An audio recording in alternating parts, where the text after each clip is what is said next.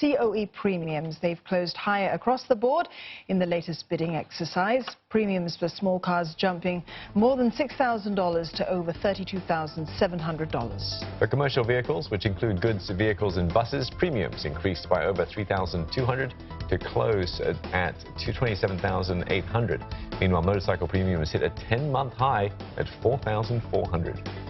The Land Transport Authority had earlier announced that the COE quota for August to October would shrink by about 17% compared to the previous quarter due to more motorists extending the COEs of their current cars.